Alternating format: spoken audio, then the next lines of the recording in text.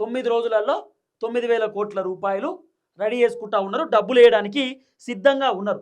దీంట్లో మీకు క్లియర్గా డేటా నేను ఒకసారి ఎక్స్ప్లెయిన్ చేసేటటువంటి కార్యక్రమం చేస్తా.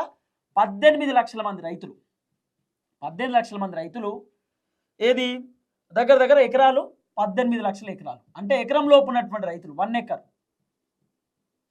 ఎకర్ ఒక ఎకరం లోపు ఉన్నటువంటి రైతులు 18 లక్షల మంది. మొత్తం ఎన్ని ఎకరాలు? 18 లక్షల ఎకరాలు. మీకు డేటా చెప్తున్నా, లెక్క చెప్తున్నా. తర్వాత ఇగో 2 ఎకరాల లోపు ఉన్నటువంటి రైతులు ఎంతమంది ఉన్నారు మన దగ్గర అంటే సుమారు 24 లక్షల మంది రైతులు ఉన్నారు.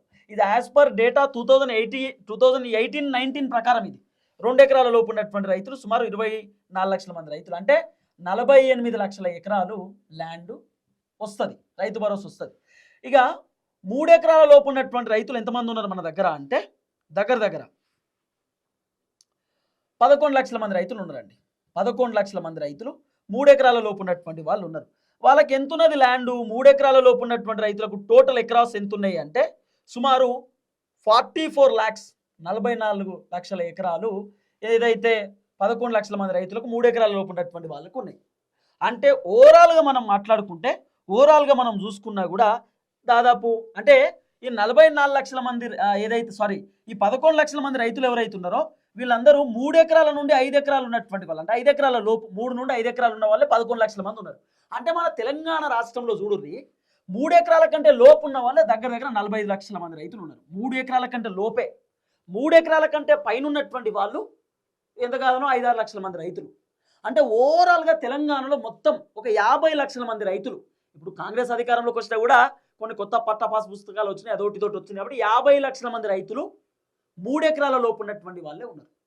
ఇక 60 లక్షల మంది రైతులు 5 ఎకరాల లోపు ఉన్నటువంటి వాళ్ళే ఉన్నారు. ఇక మిగిలినటువంటి ఎవరైతే ఉన్నారో వాళ్ళకి కొంతమందికి 7 ఎకరాలు 6 ఎకరాలు 8 ఎకరాలు 10 ఎకరాలు 15 ఎకరాలు ఉన్నటువంటి వాళ్ళు కూడా ఉన్నారు. సో ఇప్పుడు మొత్తానికి 9,000 కోట్ల రూపాయలు 9 రోజులలో ప్రభుత్వం రిలీజ్ చేస్తా అంటున్నారు. నాకైతే డౌటే ఉంది. ఎందుకంటే వీళ్ళు చెప్పడానికి పూట గడుపుకోవడానికి పూటకో ముచ్చడి చెప్తురేమో అనిపిస్తుంది ప్రభుత్వం. ఎందుకంటే ఏది వాళ్ళు చక్కగా క్లారిటీ ఇచ్చేటటువంటి పరిస్థితి లేదు. ఇవాళ ఇస్తామంటారు, రేపు ఇస్తామంటారు, ఎల్లుండి ఇస్తామంటారు. ఇట్లనే డిసెంబర్ నుండి జరుపుకుంటూ వచ్చేటటువంటి కార్యక్రమం చేస్తున్నారు. కానీ నాకు వస్తున్నటువంటి సమాచారం నేను మీకు చెప్తున్నా. అంటే ప్రభుత్వం మార్చి 2వ తారీఖు నుండి అంటున్నారు కాబట్టి నేను 2వ తారీఖు అని చెప్తున్నా. ఇక కొంతమంది కావాలనే అంటున్నాయి, కావాలని ఏమన్నా. ఇప్పుడు కావాలనే అనాల్సిన అవసరం వస్తే అసలు నేను రైతు భరోసా గురించి వీడియోనే చేయ, రైతుల కోసం పోరాటమే చేయ.